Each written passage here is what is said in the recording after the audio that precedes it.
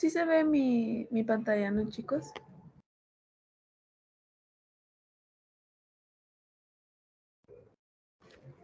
Sí se ve. Ya, gracias.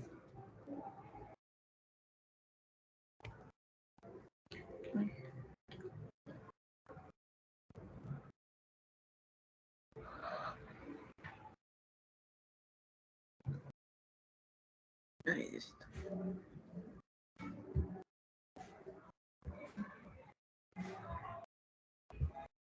Ya, ya, ahora sí.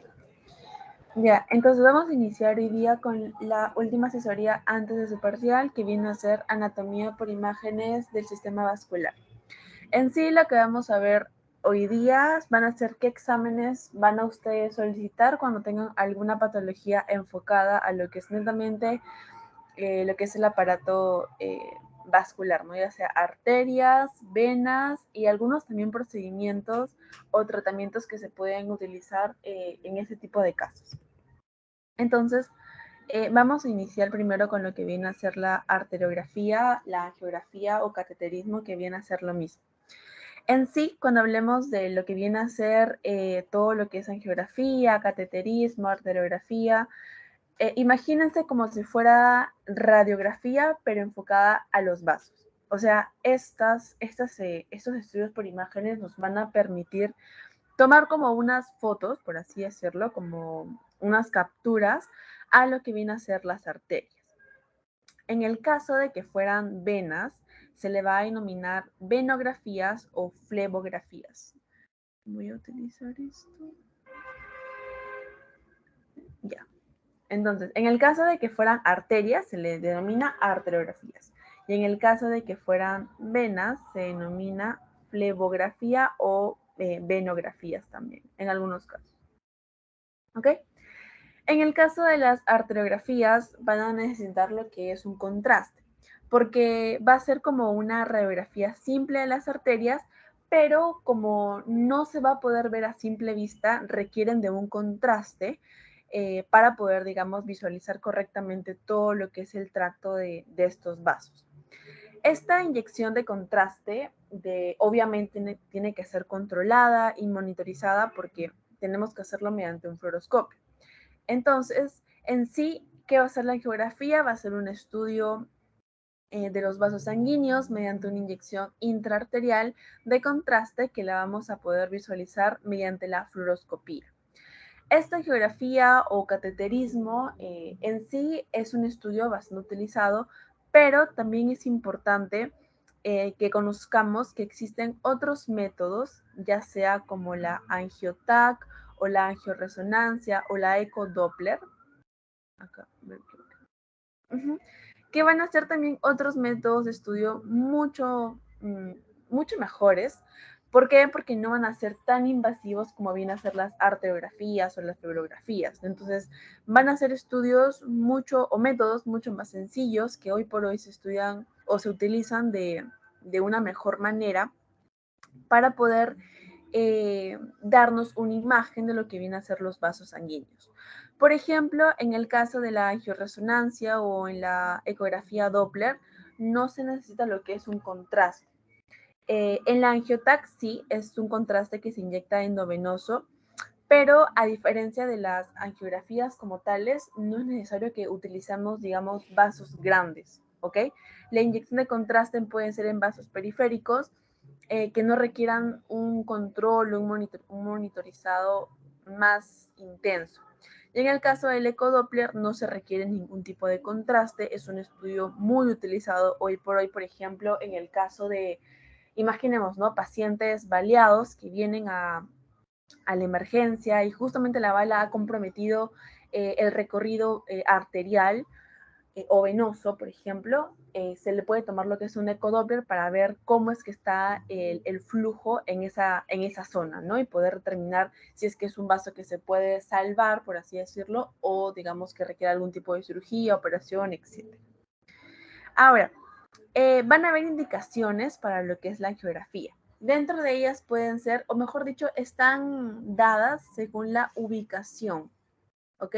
Según la ubicación de, digamos, las arterias, es donde vamos a poder indicar la utilización de estas. Por ejemplo, va a haber lo que es una angiografía coronaria, puede haber una angiografía cerebral, de la ilíaca, de la femoral, de la aorta, de las arterias oculares y también una angiografía pulmonar convencional.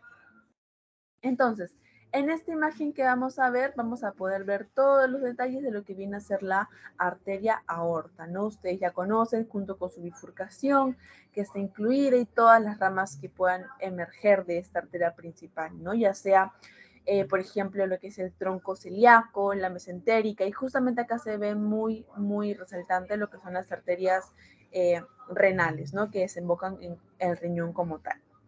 Entonces, esto ha requerido para poder ver esta imagen, ha, digamos, solicitado lo que es una colocación de un catéter por vía inguinal, que es una de las más frecuentes, y desde afuera, con un inyector automático, vamos a colocar cierta cantidad de volumen de contraste que justamente nos va a colorear toda esta imagen, que nos va a permitir ver los recorridos completos de lo que viene a ser el sistema vascular. Entonces acá lo que vemos de igual forma es una arteriografía donde se inyecta contraste y se va a poder ver todo lo que es el recorrido vascular tanto de la arteria principal como de sus colaterales, ¿no? Acá se ven bastantes colaterales y justamente en este recorrido que le inyectamos contraste vamos a poder ver algún tipo de afecciones como esta, por ejemplo, que vamos a ver más adelante también, y ese tipo también de afecciones que vamos a ver más adelante. Entonces, imagínense como que se le inyecta un líquido, ese líquido en una persona normal va a tener el recorrido normal de lo que son los vasos, pero ante algún tipo de patologías como estas o afecciones como estas, ya nos van a indicar en qué zona específica está siendo, digamos, la afección o la alteración para nosotros poder ir de frente a ese lugar o esa zona y poder corregir esa afección, ¿no? Ahora, el término flebografía, como les estaba diciendo, se utiliza cuando nosotros queremos ver el tema de las venas. ¿Ok? Flebografía lo relacionan con las venas. Ya. Entonces, la flebografía también va a ser llamada lo que es una venografía y justamente se va a referir al igual que las arterias, pero solamente enfocada en lo que vienen a ser las venas. Este estudio en sí va a ser un estudio que se va a utilizar principalmente en lo que son miembros inferiores. ¿Ok? Miembros inferiores.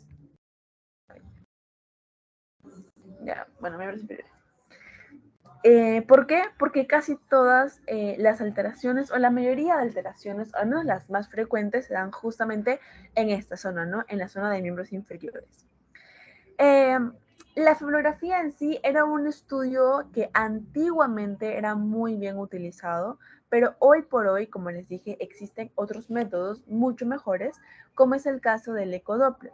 El ecodoppler lo que ha hecho es reemplazar el trabajo que hacía la flebografía por un estudio menos invasivo y con una calidad de imágenes y diagnóstico y presunción diagnóstica, descartes, etcétera, de igual intensidad. Entonces, es por eso que hoy por hoy, para estudios de miembros inferiores, en lo que viene a ser venas, el ecodoppler es, digamos, la mejor opción y la que hoy por hoy se usa, ya que no requiere ningún tipo de inyección ni tipo de contraste. Entonces, una flebografía convencional, esta sí va a ser una inyección de contraste yodado en lo que viene a ser el sistema venoso. ¿Para qué? Para poder estudiar tanto la anatomía como la parte del funcionamiento de todo el sistema venoso. Pero justamente como al inyectar contraste, el paciente está expuesto a que pueda sufrir algún tipo de complicaciones, van a existir dos complicaciones, muy grande, dos complicaciones muy frecuentes que pueden ocurrir. La primera es que se extravase, se salga lo que es el contenido del contraste local. Es como que aquí está el vasito y en una zona determinada, por alguna extraña razón, o porque el vasito se rompe o porque hay una mala inyección, se salga el contraste en la zona localizada alrededor del vasito. ¿Ok? Y la segunda complicación que puede ocurrir es que el paciente, porque obviamente se le inyecta una sustancia extraña al cuerpo, tenga alguna reacción al medio de contraste, ¿no? Algún tipo de reacción. Muchas veces no se puede saber, ¿no? Antes de que se le inyecte. Generalmente esas reacciones aparecen al momento de la inyección del contraste. Entonces, esas van a ser las dos complicaciones más frecuentes que pueden ocurrir en una flebografía. Ahora, para poder nosotros determinar lo que es la flebografía, van a existir dos tipos, o sea, dos bloques de flebografía. Una que va a ser la flebocabografía, que es esta de acá, esta de acá, y por otro lado tenemos la flebografía por punción directa. Entonces, la flebocabografía que se hace con mucha frecuencia va a consistir en la opacificación de la vena cava, ya sea la vena cava superior o inferior, y esta se va a usar en pacientes con insuficiencia renal. ¿Por qué es importante utilizar la flebocabografía en pacientes con insuficiencia renal? Porque es importante ver que las venas cavas que estos pacientes tienen estén permeables. Recuerden que los pacientes que están expuestos a lo que es una hemodiálisis tienden a formar lo que son trombos. Y una de las formas de poder tratar a esos pacientes que empiezan a formar trombos es con la colocación de lo que son los catéteres en la subclavia, que van a llegar hasta lo que es la vena cava superior. Con el tiempo, como se le colocan estos catéteres, con el paso del tiempo, como de por sí es un cuerpo extraño, el cuerpo va a empezar a formar lo que es una reacción inflamatoria en la cava. Entonces, esa reacción inflamatoria puede hacer que el vaso de por sí se empiece a estenosar, o se puede trombosar. Es por ello que nosotros tenemos que estar monitorizando cómo es que están estas venas para ver si es que siguen permeables o no. Y más que nada para ver si es que seguimos insistiendo en la que es la colocación del catéter de hemodiálisis en miembros superiores o se puede utilizar lo que son los miembros inferiores. ¿Ok? Por eso esa es la importancia de la flebocabografía. Por otro lado, tenemos lo que son las flebografías por punción directa. ¿Ok? ¿Y qué hacemos en una flebografía por punción directa? Lo que hacemos es primero encontrar lo que es una zona que tenga múltiples vasos con una potencial malformación venosa o con fístulas y donde como hay un montón de una cantidad grande de lo que son vasos, vamos a poder pinchar directamente en la zona y poder estudiarla. Entonces, para que les quede claro, se hace una flebografía cuando hay una clínica de trombosis venosa profunda. Sin embargo, en la eco Doppler, también nos puede ayudar mucho para poder descartar. Ahora, ¿qué pasa si en la eco nos sale que está negativo, pero el paciente presenta clínica? ¿Ok? La eco negativa, pero presenta clínica. En este caso, como siempre les hemos dicho, la clínica es lo que manda. Entonces, en ese caso se pueden pedir otro tipo de estudios complementarios mucho mejores que una ecografía, ¿no? Que ya vamos a ver en un ratito. Otra forma otra indicación para poder, digamos, utilizar lo que son esos estudios es previo a lo que es un procedimiento terapéutico venoso. Por ejemplo, en el caso de lo que es un implante de filtro de cava o una revascularización también por oclusión o por estenosis de fístulas de diálisis, también podemos lo que es realizar una evaluación anatómica detallada de lo que viene a ser, digamos, todo el sistema venoso, ¿no? En ese caso, también podemos indicar lo que son ese tipo de estudios.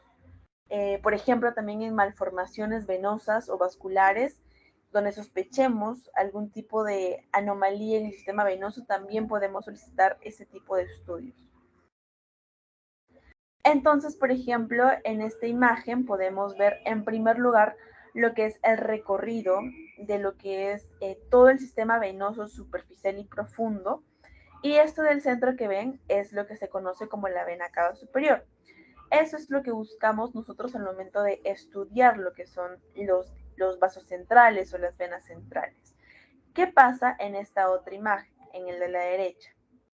En esta imagen, en esta zona de acá, debería ver lo que es el recorrido normal de los vasos, de las venas. Pero como hay algún tipo tal vez de oclusión crónica, algún tipo de estenosis, por este lado no ha pasado el contraste.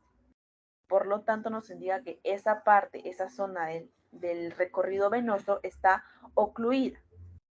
Por lo tanto, la sangre o el sistema en sí es muy inteligente y no se va a quedar estancado acá.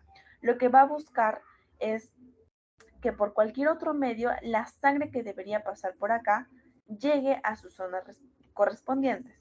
Es por eso que en ese tipo de pacientes ustedes van a ver comúnmente lo que son estas venitas de acá, ¿no? Estas venitas periféricas. Un montón de venitas periféricas por todos lados. Esas venitas periféricas se llaman venas colaterales, que nos indican que estamos frente a un paciente con una enfermedad crónica, ¿ok? Que ha tenido una oclusión en esta zona de acá y ha buscado de todas formas que llegue sangre al lugar correspondiente y por eso es que he buscado como que sus caminitos alternos, ¿no? Que vienen a ser estas colaterales, que se ven justamente en pacientes con patologías crónicas, ¿ok? Aparecen en patologías crónicas de larga data. Entonces, cuando hablemos de lo que viene a ser arteriografía, tenemos que conocer que el hecho de inyectar contraste de forma controlada me va a permitir a mí tener ciertas fases para poder obtener lo que son las imágenes. Entonces, estas fases se van a dividir en tres, ¿ok? La fase arterial, la fase parenquimatosa y la fase venosa. Entonces, ¿qué va a pasar en la fase arterial? En la fase arterial es cuando el contraste recién ha sido inyectado y va a ingresar a lo que es el cuerpo, ¿ok?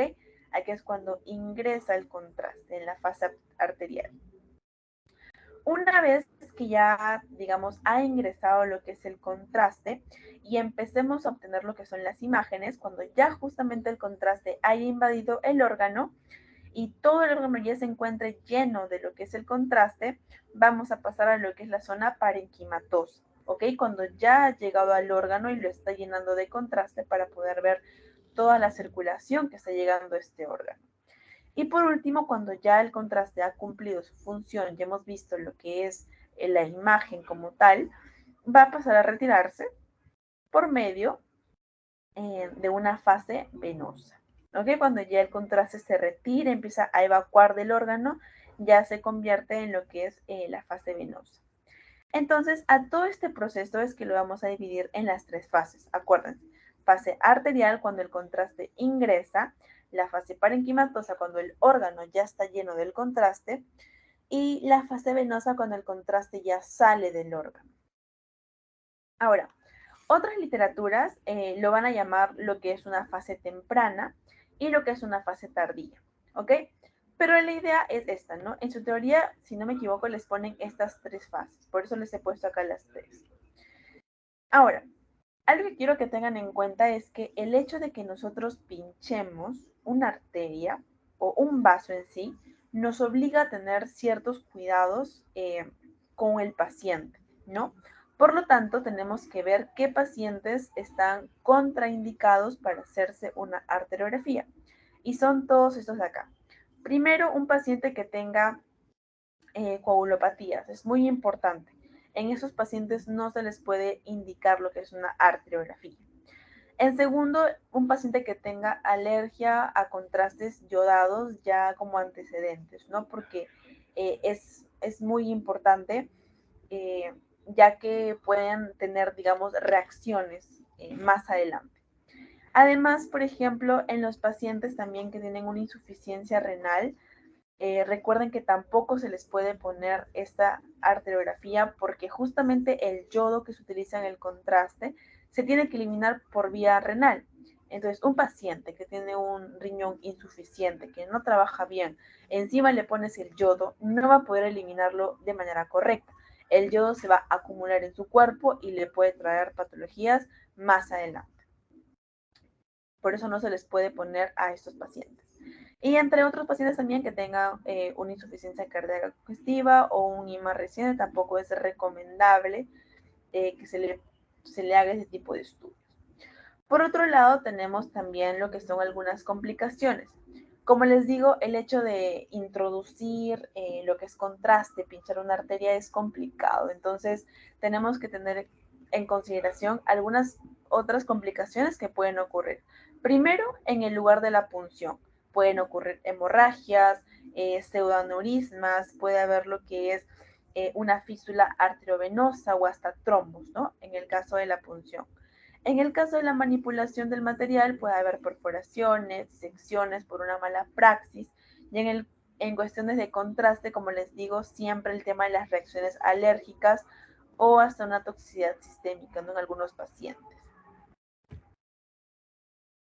Ahora, además de lo que son las fases, ya sea fase temprana, tardía, arterial, parenquimatosa y venosa, tenemos que tener en cuenta que dependiendo el lugar donde nosotros coloquemos lo que es nuestro catéter, vamos a poder tener tres tipos de arteriografías. Una arteriografía que se va a denominar mapeo, otra que se va a denominar arteriografía selectiva y otra que se va a denominar arteriografía superselectiva. Entonces, una arteriografía de mapeo o una arteriografía también llamada global es cuando nosotros vamos a ver una arteria principal, o sea, la inyección va a ser en una arteria principal. Por ejemplo, puede haber una aortografía torácica, una aortografía abdominal o una arteriografía de miembros inferiores. Si se dan cuenta, todos los vasos que vemos acá son vasos o arterias principales, son grandes. Por lo tanto, la zona de visualización no va a ser tan específica, va a ser general. Por otro lado, en el caso de una arteriografía selectiva, es cuando ponemos el catéter en una entrada de la arteria, o sea, en la entrada, por ejemplo, de lo que es, en este caso, la aorta, por ejemplo, ¿no? Justamente en la entrada de esa zona. Puede ser en una carótida común, en las arterias renales, en las mesentéricas, ya sea superior o inferior. Y por último tenemos una arteriografía súper selectiva, que en este caso vamos a llevar al catéter hasta lo que son las arterias menores o las más pequeñitas. Entonces, para que lo entiendan mejor, les voy a poner un ejemplo, que esto es un riñón, sus arterias y la aorta. Entonces, en el caso de que sea, por ejemplo, una arteriografía de mapeo, la inyección de contraste, digamos, va a ser en la zona general, que viene a ser la arteria principal, que viene a ser la aorta, ¿no? En este caso. En el caso de que sea una arteriografía selectiva, vamos a nosotros pinchar o llevar el catéter a lo que es la arteria renal, ¿ok? Esta arteria renal, si bien es más selectiva que la aorta, pero esta va a pintar a todo el riñón, ¿ok? A todo el riñón. Esa es una arteria selectiva. Y una arteria súper selectiva es que vamos a llevar el catéter a una arteria en particular de lo que viene a ser el riñón. ¿Ok? Una arteria en particular, ya sea, por ejemplo, en la parte superior, en la parte media, en la parte inferior, en la parte de los cálices, etc. Entonces, a esta súper selectiva se le va a denominar arteriografía súper selectiva, cuando pinta o cuando ustedes quieren ver una zona en particular del órgano a tratar. ¿Ok?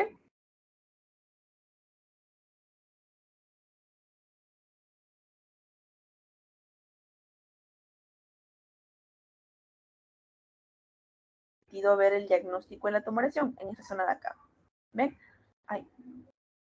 Ya. Esto de acá es lo que viene a ser el tumor y la zonita de acá que ven acá es justamente lo que viene a ser el rezago de vasos que tiene este tumor, que en este caso es una angiotac. ¿ok? Por otro lado, también eso es lo que yo les decía, ¿no? Las fases. En este caso se ha inyectado, por ejemplo, en la parte inicial, la parte arterial. Cuando ya llega a lo que es el órgano como tal, se denomina fase parenquimatosa. Y cuando ya está saliendo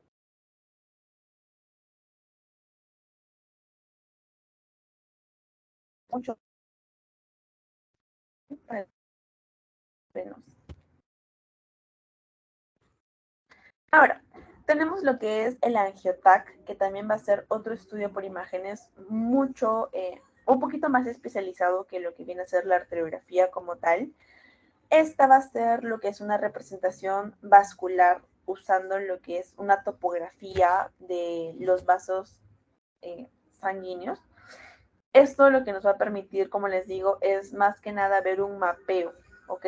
Algo completo, un mapeo vascular. Mapeo vascular. ¿Ok? De lo que viene a ser el acceso vascular, o sea que la angiotac nos va a permitir ver tanto venas como arterias centrales y también nos va a permitir ver las estructuras que rodean justamente este acceso vascular. Asimismo, este tipo de exámenes sí va a utilizar lo que es un contraste yodado y por lo mismo que se utiliza lo que es un contraste, es que son mucho más caros, ¿no? El costo es mucho más elevado a diferencia de lo que es una angioresonancia, por ejemplo. Ahora, recuerden que para ustedes solicitar exámenes tienen que tener en claro algunas patologías como que claves, ¿no? Principales. En el caso de la angiotac van a haber 4 patologías o casos en los cuales ustedes deben pedir lo que es una angiotac. En primer lugar tenemos en el caso de las malformaciones vasculares, en el caso también de las hemorragias subaracnoideas, en el caso de los accidentes cerebrovasculares y también en el caso de que haya oclusiones o trombos, ¿ok? En esos 4 o 5 casos ustedes es importante que pidan lo que es una angiotac. Ahora, en el caso de lo que es la angioresonancia, ya. En el caso de lo que es la angioresonancia, nos va a permitir realizar lo que es un mapa vascular completo de lo que viene a ser el acceso vascular. Y de igual forma, de la angiotac nos va a permitir ver tanto venas como arterias centrales. Pero este no va a utilizar lo que es un contraste iodado, ni radiaciones. Eh, Asimismo, va a ser muy caro también y va a estar poco disponible para, digamos, los pacientes en general, ¿no? Es, digamos, en ocasiones específicas en las cuales ustedes van a poder solicitar ese tipo de exámenes. Otra cosa importante es que de igual forma está contraindicado en pacientes con insuficiencia renal, ¿ok? Acá lo que no van a usar es un contraste iodado, o ni radiaciones ionizantes, ¿no? Que es lo más importante. Ahora, vamos a hablar ahora sí de lo que es el ecodoppler o el Doppler venoso y arterial, que en sí el Doppler venoso o arterial lo vamos a poder utilizar en 3 tipos de modos. El modo B, que es el modo, digamos, corriente, el modo usual, que nos va a permitir ver lo que es un montón, digamos, de vasos y venas, y también nos va a permitir ver lo que es la vesícula, los riñones, etcétera. Es el modo B, el modo neutral. Luego tenemos el modo que es el modo a color, el cual ese sí nos va a permitir visualizar lo que es el flujo. Y por último tenemos lo que es el modo espectral. Entonces, con respecto a lo que viene a ser el Doppler, va a ser el método de elección para el estudio de venas y arterias y lo pedimos inicialmente porque es un procedimiento donde el paciente literalmente se echa en la camilla o se sienta, le colocamos el transductor en la piel como una ecografía normal y listo. De esa forma ustedes van a poder ver lo que es la función o la alteración funcional o anatómica de lo que viene a ser las venas o las arterias. De igual forma, el Doppler va a ser de fácil acceso, no utiliza lo que son sustancias como contrastes o inyecciones, por lo tanto las complicaciones van a ser completamente nulas, ya sea de hematomas, hemorragias o todo lo que hemos visto anteriormente va a ser casi nulo. Es imposible, muy, muy difícil que ocurra algún tipo de complicación grave para el paciente cuando se toman lo que son el Doppler venoso o arterial. Ahora, lo malo de este estudio es que es operador dependiente. ¿Qué quiere decir? Que depende mucho de la experiencia que tenga el doctor o el médico a cargo para poder interpretar algunas imágenes, ¿no? Depende mucho de la experiencia que tenga para poder obtener, digamos, un mejor resultado. De igual forma, la sensibilidad es bastante alta, un 95%, y la especificidad es un 98%. Entonces, eso ya nos indica que este estudio, como les digo, es muy bueno para poder evaluar lo que son las venas y las arterias. Entonces, en el Doppler venoso, por ejemplo, tenemos que estudiar dos tipos de circulación. Lo que es la circulación venosa superficial y lo que es la circulación venosa profunda. En el caso, por ejemplo, de la circulación venosa superficial, la efectuamos de pie y usamos lo que es la técnica de mapeo y también la técnica de marcaje venoso, mediante lo cual vamos a recorrer todo el sistema safeno, ¿no? Desde sus callados más distales hasta la porción más proximal. Vamos a poder visualizar lo que son las diversas colaterales, las venas perforantes, vamos a poder ver en una gran vista lo que es el detalle anatómico y también vamos a poder evaluar lo que es el flujo de todos los segmentos que podamos examinar. Acá lo importante es, digamos, la palabra reflujo, ¿ok? Normalmente lo que son las arterias y las venas van a ser conductos normales del líquido de sangre que van a fluir en una sola dirección. Obsérvense, ¿no? O sea, como que estos son los vasos y la sangre que pase por acá tiene que ir en una sola dirección, ya sea para abajo o ya sea para arriba. ¿Ok? Eso es lo normal. ¿Qué pasa cuando existen algunas patologías de miembros inferiores, por ejemplo, anormalidades venosas o insuficiencias o trombos, como es la famosa trombosis venosa profunda? ¿Qué va a pasar en estos pacientes?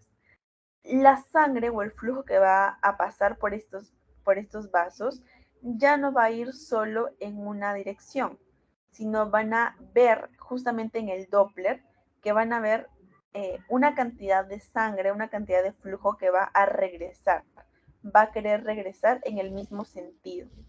Este choque, digamos, de flujos va a ocasionar lo que es un reflujo. Y ese reflujo lo van a poder ver en lo que es, en el que es el Doppler, ¿no? En el caso de la circulación venosa superficial. Y como les digo, esto es bastante común en pacientes que tengan trombosis venosa profunda, ¿no? Donde se va a examinar al paciente justamente las venas de los miembros inferiores para poder dar el diagnóstico en lo que es una trombosis venosa profunda. Entonces, ahora que nos referimos a los modos que hablamos inicialmente, tenemos, como les dije, el primer modo que es el modo B, donde vamos a poder ver lo que es una vena o una arteria, pero principalmente lo que vemos de la vena o la arteria es la parte anatómica, ¿ok? En el modo B, como no vamos a poder ver netamente lo que es el flujo sanguíneo, pero sí nos va a permitir ver lo que es la parte anatómica. ¿Qué quiere decir? Van a ustedes ver lo que es el contorno, ¿ok? Entonces, cuando ustedes quieran ver lo que es la parte anatómica como tal, las paredes del vaso, si es que hay algún tipo de oclusión en esa zona, ustedes solicitan lo que es un modo B, ¿ok? Para poder ver la parte anatómica. En este caso, el líquido o la sangre, mejor dicho, no la van a poder ver porque se va a ver de color negro en un modo B. Ahora, cuando ustedes quieran ver lo que es el flujo como tal, tienen que solicitar lo que es en modo color. Una vez que tenemos el modo color, porque hemos aplicado el contraste, esa zona que se veía negra del Doppler va a asumir lo que es un color. Pero ojo que el color que asume no depende de si es arteria o vena. O sea, no si es rojo va a ser arteria, no si es azul va a ser vena. En sí, lo que define el rojo y el azul va a ser la dirección que tenga el flujo sanguíneo en ese vaso. Entonces, en este caso se va a pintar de rojo porque el flujo está yendo en dirección al, digamos, está yendo en dirección al transductor. Y si fuera de color azul, nos indicaría que está yendo en una dirección opuesta al transductor. Entonces, mientras más cerca esté el flujo, mientras más esté, digamos, dirigiendo a lo que es el transductor, se va a ver de color rojo. Por lo contrario, si es que la sangre o el flujo se aleja o va en dirección contraria al transductor, se va a ver de color azul. Y este de acá es el último modo, que es el modo espectral, que es más que nada convertir o traducir lo que son las venas o las arterias en lo que viene a ser estas onditas, ¿no? Esas onditas de acá. Estas de acá van a traducir las imágenes en lo que viene a ser el flujo tanto de las venas o de las arterias, ¿ok? Solamente lo va a traducir, ya no lo van a ver en una imagen ecográfica como tal, sino lo van a ver en una serie de movimientos o en la serie de unos altos y bajos que traducen lo que es el flujo sanguíneo, tanto de la vena como de la arteria. Entonces lo que vemos acá era justamente lo que yo les comentaba. En una trombosis venosa profunda, en el caso de miembros inferiores, lo que ustedes van a ver es este reflujo de acá. ¿Y cómo se van a dar cuenta? Porque en un Doppler, que lo normal es que vean todo de un solo color, porque el flujo se dirige en una sola dirección, como en este caso de pacientes va a haber un reflujo en los vasos, van a haber partes o porciones de sangre que se van a dirigir en dirección al transductor y otras que van a estar como que en contra. Es por esto que al Doppler ustedes van a ver esta imagen tanto de rojo como de azul, porque va a haber un reflujo en esa zona debido a la trombosis venosa que se ocurre en los miembros inferiores. Ahora, en cuanto al Doppler arterial, en cuanto al Doppler arterial va a funcionar muy parecido, pero va a tener estos objetivos, ¿ok? Va a tener estos objetivos que estos sí les pueden preguntar en caso viniera una pregunta de lo que viene a ser Doppler. El primer objetivo es identificar el lugar o lugares de estenosis. También nos ayuda para poder detectar lo que son lesiones significativas desde el punto de vista hemodinámico. Nos ayuda a diferenciar si es que es una estenosis propia de lo que es el vaso o si es que hay algún tipo de oclusión en esa zona. También nos ayuda a valorar lo que es la gravedad de la estenosis, medir la longitud de la oclusión también y poder identificar la presencia y localización de algún tipo de aneurismas. Entonces, aquí el Doppler espectral, lo que les comentaba, es muy importante porque en el caso de las arterias, como llevan flujos mucho más intensos, la cantidad de presión que hay en la arteria es mucho mayor a comparación de una vena. Acá sí nos va a importar lo que es el Doppler espectral. ¿Por qué? Porque estos picos que ustedes ven acá, que parece como un EKG, es lo que nos va a dar en qué momento se encuentra lo que es el latido. ¿A qué quiero decir? Al igual que un EKG teníamos lo que era la onda P, QRST, de igual forma acá tenemos algo muy parecido, que esta ondita de acá, lo que es el pico, nos va a indicar tanto la sístole como la diástole, como la resistencia o elasticidad de la pared. Entonces, esta imagen de acá, lo que nos va a traducir es la sístole, la diástole y la resistencia de la pared del vaso o de la arteria principalmente. ¿Ok?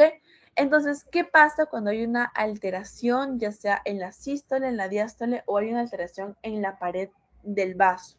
Una de estas fases se va a ver alterada y la vamos a poder ver justamente en este tipo de Doppler, que es el Doppler espectral.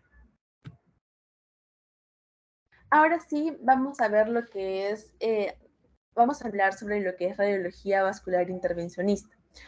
En sí, una de las cosas más importantes de lo que viene a ser radiología vascular o cirugía vascular como tal es el tema de ya no solamente ver la lesión, sino que también poder tratar la lesión, o sea, hacer que el proceso que pasa el paciente con respecto a la evaluación de los vasos que tiene sea tanto diagnóstico como tratamiento.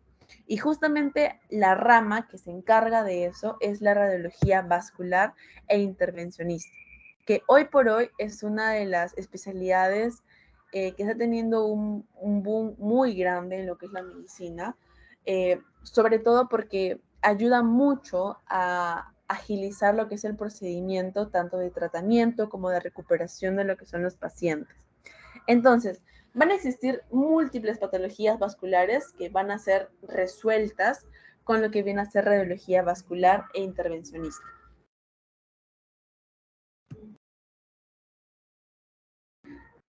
Entonces, cuando hablamos de radiología intervencionista tenemos que recordar, o bueno, si es que no lo conocen, tenemos que nombrar lo que es la técnica de Seldinger, ¿ok? Voy a escribirlo.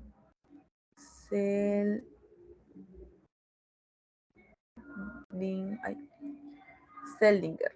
Es este señor de acá. Que justamente ese señor es importante porque en 1953 es quien logró colocar el primer catéter en una arteria por primera vez, ¿ok? Fue la primera persona en poder colocar un catéter. ¿Y por qué es importante? Porque en esta colocación del primer catéter es donde él logra describir su técnica para poder realizar esta colocación. Entonces, ¿qué hizo este pata? Lo que hizo es colocar una aguja y a través de esa aguja fina logró colocar lo que es una guía metálica y a través de esa guía metálica logró colocar lo que es el catéter. A esa utilización se le llama lo que es la técnica de Seldinger, ¿no? Porque justamente fue este señor quien la describió y la realizó. Entonces, ¿cuál va a ser el objetivo de la radiología intervencionista? En primer lugar, como les dije, es diagnosticar y tratar ambas, diagnosticar y tratar lo que son las patologías con una técnica mínimamente invasiva. Lo que van a utilizar de igual forma va a ser algún tipo de ayuda de imágenes, ya sea radiográfica, etcétera. Y van a utilizar también lo que son agujas, guías y catéteres. Las tres que van a ser utilizadas justamente en la técnica de Seldinger. ¿Ok? Y las imágenes proporcionan lo que es una guía que permite encaminar lo que son los instrumentos. Aquí la radiografía y la ecografía van a ser como ayuda extra para que el profesional, para que el doctor pueda guiarse de una manera correcta para poder introducir el catéter mediante una aguja, mediante una guía y poder llegar al vaso que queremos tratar. Entonces, esta de acá es la técnica de colocación de una vía por la técnica de Seldinger, que se hace primero, se ubica mediante una punción venosa, lo que es el vaso, ¿no? Con lo que es una aguja y una jeringa. En segundo lugar, lo que se pasa por esta aguja va a ser lo que es una guía metálica, ¿ok? Va a ver lo que es una guía metálica y por dentro va a ver lo que es la aguja que se va a encontrar en la parte del vaso. Esta guía metálica, como su nombre lo dice, nos va a servir como guía para, digamos, localizar lo que es el vaso. Entonces, la aguja, ¿para qué nos permite? Para hacer la punción. Una vez que se hace la punción, se introduce lo que es la guía metálica. La guía metálica es para que se quede, digamos, aperturada esa zona para que se pueda posteriormente meter lo que es el catéter. Entonces, una vez que tenemos ya insertada lo que es la guía, retiramos lo que es la aguja y vamos a poder hacer lo que es un corte, una incisión un poquito mayor en la piel para que el catéter pueda introducirse de manera correcta. Y una vez que ya tenemos aperturado la incisión de esta zona, se va a introducir sobre la guía lo que es el catéter, ¿ok? La guía es lo que va a conducir el catéter por el vaso correcto y una vez que ya el catéter esté introducido en el vaso y esté encaminado, la guía se retira. y únicamente queda lo que es el catéter en la zona del vaso. A todo este proceso se le llama lo que es la técnica de Seldinger, ¿ok? Para la colocación de lo que es un catéter. Entonces, van a existir algunas patologías que justamente van a hacer que las arterias se cierren. Ya ustedes seguro en cardio ya han visto, si es que han llevado cardio ya, o lo van a ver más adelante, que van a existir o existe lo que es principalmente una patología muy común que hace que se ocluyan las arterias, que viene a ser la arteriosclerosis. Entonces, en ese caso, por ejemplo, en ese caso de patologías, se requiere que haya una recanalización vascular. ¿Qué quiere decir? Que otra vez se apertura el canal vascular y se pueda, digamos, fluir de nuevo o reponer lo que es el flujo sanguíneo en esa zona. Entonces, cuando tenemos algunas patologías que puedan producir lo que es justamente el cierre de esta arteria, es donde vamos a utilizar lo que es una angioplastía, lo que se conoce como una angioplastía con balón.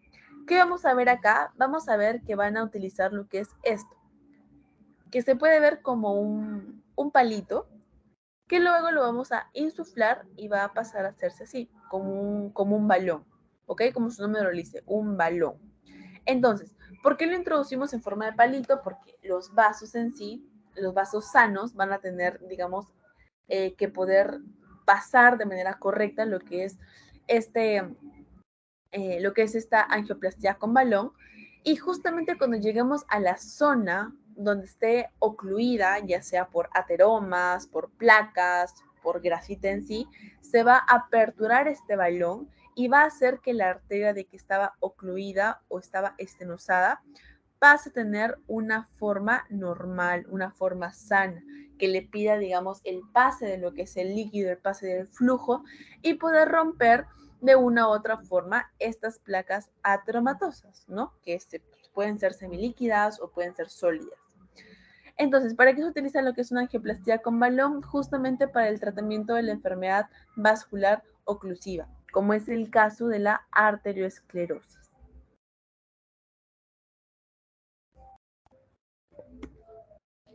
Ahora, cuando se empezó a utilizar lo que es ese tratamiento, lo que era la angioplastía con balón, o sea, es como que entra, aperturan la arteria y lo sacan, ¿ok? Solamente entra, apertura y lo sacan. Entonces, ¿qué pasaba? ¿Qué se dieron cuenta? Se dieron cuenta que al hacer esto, con el tiempo, en esa arteria, en esa zona, volvía a ocurrir o aparecer lo que era el ateroma. El ateroma volvía a crecer. Por lo tanto, volvían a tener el problema de la oclusión, tenían que volver a entrar, y era todo un trámite muy difícil, una chanfaina en el paciente. Es por eso que se evolucionó a lo que son los stents. ¿Qué son los stents? Los stents van a ser como unas mallas metálicas de acero, de tantalio o aleaciones de titanio que van a ser implantados por medio de lo que es un introductor en la zona del vaso. Van a ser introducidos y van a ser fijados. Ya no es solamente que entra el balón, apertura y sale. No, no, no. Ahora entra, colocan el stent, que es la malla. Esa malla va a tener como que una resistencia mayor y va a hacer que en esa zona de acá ya no se forme otra vez lo que son los ateromas y por ende ya no va a haber lo que es la oclusión que anteriormente había. Entonces, ¿cuándo van a estar indicadas estas técnicas? Justamente cuando tengamos algún tipo de oclusiones o estenosis significativas en el paciente o que haya claudicaciones intermitentes en los vasos también y van a estar contraindicadas sobre todo en coagulopatías, ¿no? Ya que es un poco difícil controlar estos pacientes o en caso el paciente sea alérgico a alguno de los materiales que tenga que ver con el stent. ¿Ok? Entonces, esa es la importancia de lo que viene a ser la endoprótesis o lo que viene a ser los famosos stents. Entonces, justamente lo que hacían o lo que hacen estos stents es ayudar a que haya una revascularización o recanalización en lo que viene a ser los diferentes vasos. ¿Ok? Por ejemplo, en el caso de las arterias que esta viene a ser la arteria poplitea, ven cómo los extremos superiores e inferiores están bien marcadas, en esta zona de acá, uy, no se ve, ya, ahora sí. Estas de acá se ven bien marcadas, ¿no? Pero en esa zona de acá donde debería haber la continuación, no hay, porque justamente hay una obstrucción. Y yo que les dije, cuando justamente no hay una canalización o no hay un pasaje adecuado, la sangre va a ser muy inteligente y va a buscar lo que son sus colaterales, que ven acá. Esto de acá es lo que indica que es un paciente crónico, de larga data, ¿ok? Porque va a tener una gran cantidad de colaterales. En este caso, el paciente que tiene una isquemia crónica de miembros inferiores, dentro de la clínica va a presentar lo que es cierto cansancio al caminar, entumecimiento de los miembros inferiores, puede haber un poco de dolor, y por eso es que muchos de ellos van a tener lo que es esta peculiaridad, que es que están caminando, son pacientes que están caminando, realizan sus actividades diarias, pero llega un momento en el cual se sienten tan cansados o como que les duele mucho los miembros inferiores que van a pararse, ¿ok? Eso se llama o se le conoce como el mirador de vitrinas, así lo llaman en su teoría, mirador de vitrinas, ¿ok? Que es un signo muy curioso justamente cuando hay isquemia crónica de miembros inferiores. Ahora, cuando esta lesión, esta isquemia, no es controlada y avanza con el tiempo, puede aparecer ya signos tardíos como es la necrosis distales en los miembros inferiores, ¿no? Como ven acá.